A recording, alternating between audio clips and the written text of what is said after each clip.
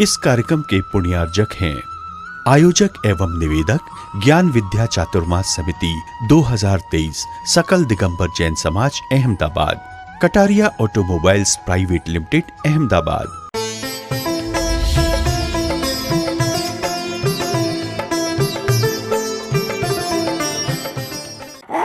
मन में विचार करता करता और मुनिराज ने जो मंगलाचरण किया था नमोकार मंत्र का, उसे लयबद्ध उसने याद कर लिया, अच्छे से याद कर लिया। उसी का स्मरण करता करता जा रहा है कि इधर से अभी घर दूर है और एक शेर वन का राजा, उसे मनुष्य की गंध आती है और वह झाड़ियों से निकलता और सीधा छलांग मारता है कृतपुण्य के ऊपर और छलांग मार करके उसके शरीर को चीर डालता है।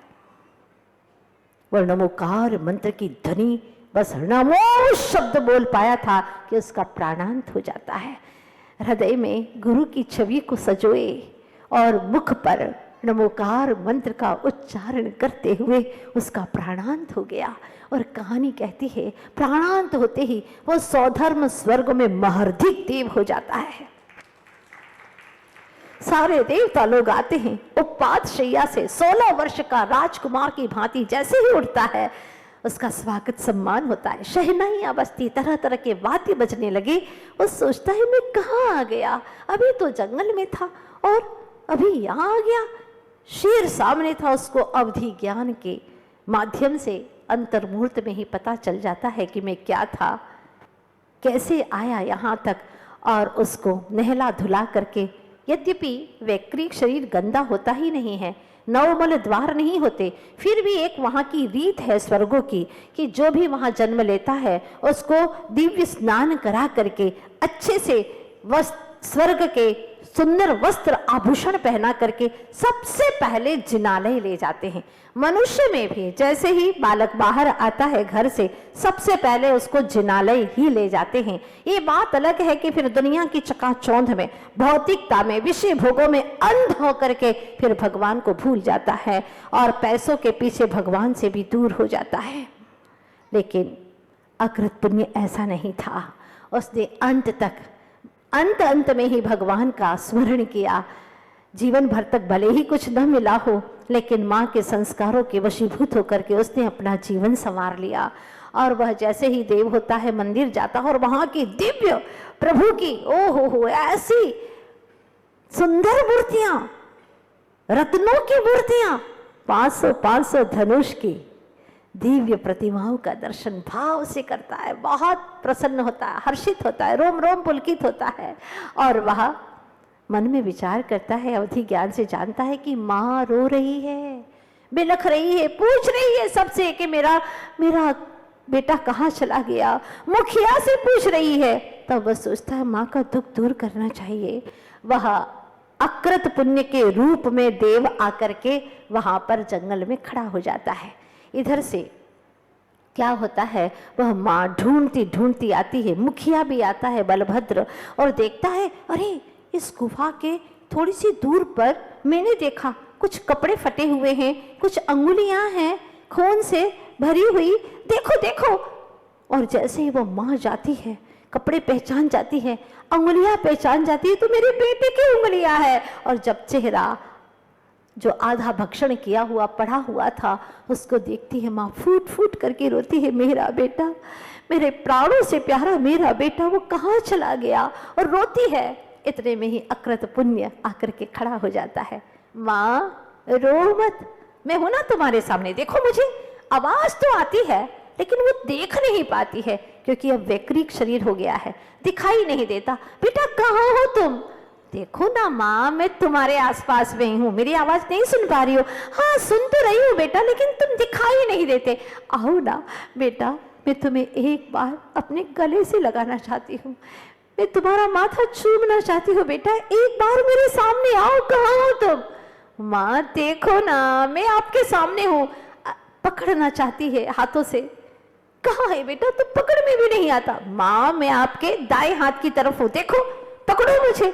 पकड़ना चाहती है लेकिन पकड़ में नहीं आता। उसको एहसास है लेकिन पकड़ नहीं पाती, छू नहीं पाती। आखिर माँ है, माँ की ममता है, उसे कैसे चैन होगा। वह कहती है बेटा अब आंख बिचौनी न खेलो, तुम्हारी माँ के तो प्राण चले जा रहे हैं, सच सच कहो तुम हो कहाँ। माँ मैं सच कहता हूँ। इतने में वो बलभद्र मुखिया भी पास में आता है और सारी बात सुनता है। तो वो कहता है तुम पागल हो गई हो क्या, अकेली अकेली बातें कर रही हो, किससे बात कर रही हो तुम? मैं अपने बेटे से बात कर रही हूँ, मैं पागल नहीं हुई हूँ, मैं सच कह रही हूँ, मैं अपने बेटे से। तुम सुन सकती हो मेरे बेटे की आवाज को।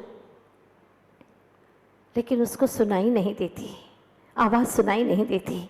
वह कहता है तुम पागल हो गई हो, बेटे के विरह में पागल हो चुकी हो तुम।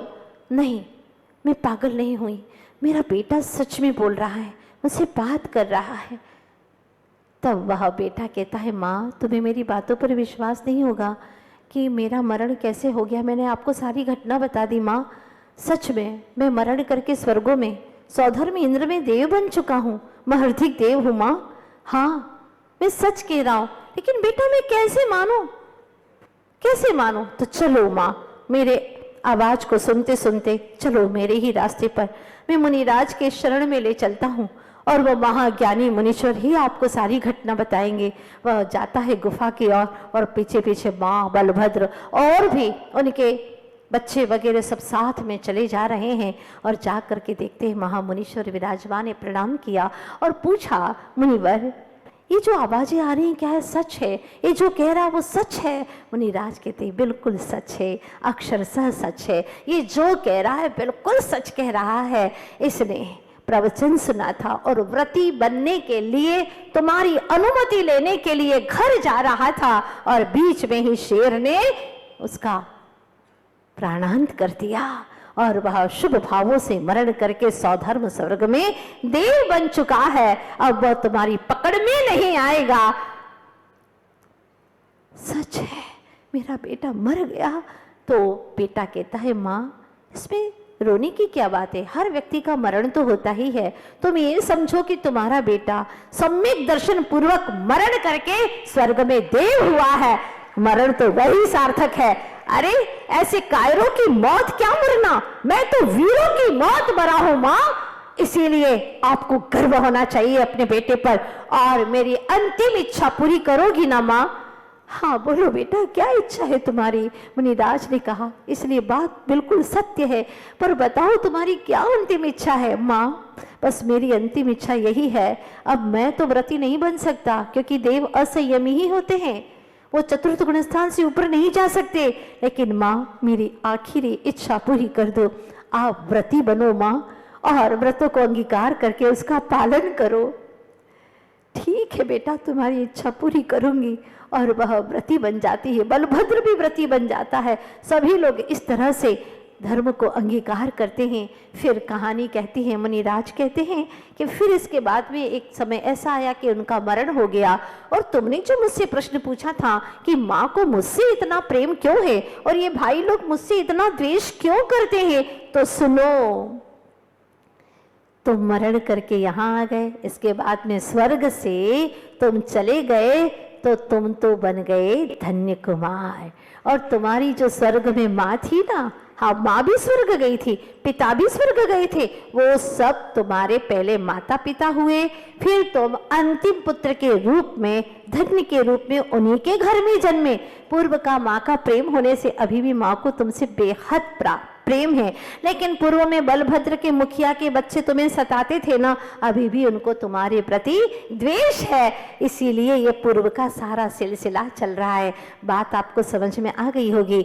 मुनिराज का उपदेश यहाँ पर पूर्ण होता है और वह धन्य, अब अकृत पुण्य अब धन्य हो चुका है, धन्य धन्य हो गया मुनिराज का प्रवचन सुन करके। पर कहानी अभी पूरी नहीं हुई है। अब धन्य कुमार क्या करता है, ये तो मुनिराज से जंगल में प्रवचन सुन रहा है। समझ में आ गई ना बात? अब वो कहाँ जा रहा था मालूम है आपको? फिर लिंक जोड़ देते हैं, वह राजा श्रेणिक राजगृही की नगर की और वह जा रहा था। मालूम है ना आपको, क्योंकि भाई जब मेरे कोई परिवार में है ही नहीं तो अब मैं क्या करूँगा वहाँ जाकर के, माँ और दुखी हो जाएगी, ये सोच करके वह राजगृही नगर की ओर जा रहा है। अब आप भी साथ में चलिएगा, कल हम राजगृही नगर में जाएंगे और क्या क्या होने वाला है देखते हैं आगे। तकदीर से लड़ाई इंसान की ये कहानी है जी, तकदीर से लड़ाई इंसान की, मार देता वन का शेर अकृत मरकर बन गया देर, माता ममता से पड़ी बेभान है, देव ने आमा को संबोधा गुरु निकट व्रत अंगीकारा, आगे धन्य को देते सभी सम्मान ही, ये कहानी है जी आगम पुराण की, तकदीर से लड़ाई इंसान की, ये कहानी है जी आगम पुराण। ऐसी आगम पुराण की कहानियों को सुन करके हृदय पवित्र हो जाता है और हमें भी सतपथ मिल जाता है। आप सभी को सतपथ मिले, सच्चा जिन शासन मिला है, व्रती होने का भाव रखे। ना बन सकते हो व्रती तो कम से कम सच्चे श्रावक बनो, अष्टमूल गुणों का पालन करो, रात्रि भोजन पूरी तरह से त्याग करने का नहीं बनता है तो कम से कम अन्न की चीजों का तो त्याग करो ही करो, और क्रमशः धीरे धीरे होले होले यदि तू प्रभु के पीछे पीछे हो लेगा तो निश्चित ही अपने कर्म को धो लेगा। इसी भावना के साथ में बोलिए भक्तामर महामंडल विधान की, आचार्य गुरुदेव श्री विद्यासागर जी महाराज की। राग के पथ पर तो सभी चल रहे हैं, उनकी क्या चर्चा करें, ये तो पुराना मार्ग है। अनंत काल से अनंत जीव इस राग के मार्ग पर चल रहे हैं। सिक्के के दो पहलू होते हैं, एक तरफ राग है तो दूसरी तरफ द्वेष है। किसी के प्रति राग होगा तो किसी के प्रति द्वेष अवश्य होगा। धन्य है वे जो राग से वैराग्य के मार्ग की ओर चल पड़ते हैं, जिनका लक्ष्य है वीतरागता का, राग से रहित हो जाना, वीतरागता को पा लेना। ये जिनका लक्ष्य है वही राग को छोड़ करके विराग के पथ पर चल देते हैं। और आप लोगों को बखूबी मालूम है कि वीतरागता का मार्ग अकेले चलने का मार्ग है। वहाँ भीड़ नहीं है, वहाँ पर बहुत ज़्यादा संख्या नहीं है, सैलाब नहीं उमड़ रहा लोगों का, अकेले ही चलना होता है। और ख़ास तौर पर हम देखते हैं कि अकेला चलना मतलब भय लगता है। जहाँ पर काफ़ी लोगों की भीड़ है, लोग वहाँ पर बेहिचक चल देते हैं, कोई डर की बात नहीं है। अच्छा है रास्ता चलता हुआ है, बोलते हैं रास्ता चलता है, रास्ता कभी चलता नहीं। कहने में आता कि रास्ता चलता है क्योंकि रास्ते पर काफ़ी लोग चलते हुए दिखाई देते हैं, सुनसान नहीं है, तो लोग कहते हैं कि रास्ता चलता है। और फिर जहाँ पर भीड़ नहीं होती है, कोई एकाकी दिखाई देता है तो कहते देखो ये रास्ता चलता ही नहीं है, बिल्कुल रास्ता तो वैसे भी नहीं चलता, रास्ते पर चलते हैं। पर जहाँ पर काफ़ी भीड़ दिखाई देती है, लोगों का समूह दिखाई देता है, वहाँ चलने में आसानी महसूस करता है अज्ञानी जीव। किंतु ज्ञानी कहता है flight of the lawn to the lawn, अकेले की तरफ अकेले की यात्रा करना है, मुझे अविराम चलना है। भय किस बात का? भय वहाँ होता है जहाँ पर मरण होता है। जब मेरा मरण ही नहीं तो मुझे भय कैसा? ये बहुत महत्वपूर्ण बात है। जिसने अपने आप को आत्मा जान लिया, पहचान लिया, उसको मरण से कोई भय नहीं रहता, क्योंकि मेरा मरण होता ही नहीं। मैं अनादि से हूँ, समझना इस बात को, मैं अनादि से हूँ, आज तक मेरा मरण नहीं हुआ और आगे भी मेरा मरण नहीं होगा, क्योंकि मैं आत्मा हूँ, अजर अमर धर्मा हूँ। मेरा जन्म भी नहीं होता तो मेरा मरण भी नहीं होता। जिसने यह अपनी आत्मा में, अपनी चेतना में जागृति कर ली है, जान लिया है, और महत्वपूर्ण बात, ये सब अकेलेपन की बातें हैं। वो कह रही हैं कि सिद्धालय में भी जाएगा तो अकेला ही जाएगा। श्मशान हो, शिखर हो, सिंहासन हो या कि पारमार्थिक सिद्धालय की यात्रा हो, जीव अकेला ही जाता है। फिर आप लोग क्यों सोचते हैं कि मुझे तो अकेले अकेले मन ही नहीं लगता, मेरा तो समय ही नहीं कटता। और ज्ञानी जीव सोचते हैं कि वो अकेले होने का क्षण कब मिले मुझे, और 4-4 महीने बियावान जंगलों में अथवा गिरी के शिखरों पर जाकर के, किसी झरनों के निकट जाकर के, पेड़ों के झुरमुट के नीचे बैठ जाते हैं, आंखें मूंद करके 4-4 माह बीत जाते हैं, आहारचर्या नहीं करते, दीर्घ सानन के धारी होते हैं और अपने ही अंतर चक्षु को खोल करके चेतन आत्मा को निहारते हैं, अपने चैतन्य घर को साफ करते हैं, वैराग्य की बुहारी लेकर के उसमें विकल्प और व्यर्थ के कलमश के सारे कचरों को बाहर करते हैं, कर्मों को दूर करते हैं। कभी कभी तो ऐसा भी होता है 4 माह पूरे भी नहीं होते हैं कि उन्हें केवल ज्ञान की प्राप्ति हो जाती है।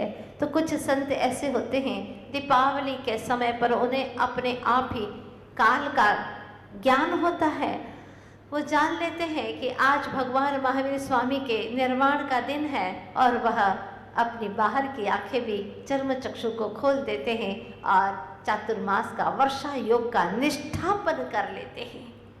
बस थोड़े ही दिन बाकी हैं, सरपट दिन ऐसे गुजर गए पता ही नहीं चला, कभी भक्ति में, कभी साधना में, तो कभी गुरुदेव के समर्पण के कार्यक्रम में, कभी भगवान की आराधना में, कभी आत्म साधना में, कभी उपासना में। और मैं सोचती हूँ कि इस चातुर्मास में बहुत कम समय आपका वासना में गया होगा, अधिकांश समय आपका उपासना में बीता है। कुछ घंटे उपासना करते और घर जाकर के भी उसी की चर्चाएं करते, निश्चित तौर पर वही आवाज़ें गूंजती रहती हैं, वही भावनाएं हमारे भीतर में हमें सचेत करती रहती हैं। और समय ऐसा गुजरा कि जैसे पलक झपकी हो फिर खुल गई, ऐसा समय गुजर गया। इस बार तो आप लोगों को सौभाग्य से अधिक मास का चातुर्मास मिला, पर वो भी ऐसा निकल गया, बस मात्र 15 दिन है शेष और चातुर्मास पूरा हो जाएगा। 15 दिन बस एक पखवाड़ा शेष रहा है, एक पक्ष शेष रहा है। समय कैसे गुजर जाता है, चाहे आप आराधना करो तो भी समय गुजरेगा और ना करो तो भी समय गुजरेगा, व्यर्थ की बातें करो तो भी समय गुजरेगा, और अगर मौन रह करके आत्मा की अनुभूति करो तो भी समय गुजरेगा। क्या चाहत है आपकी, सृजन करना है या कि अपने गुणों का विध्वंस करना है, आप लोगों के हाथों में है।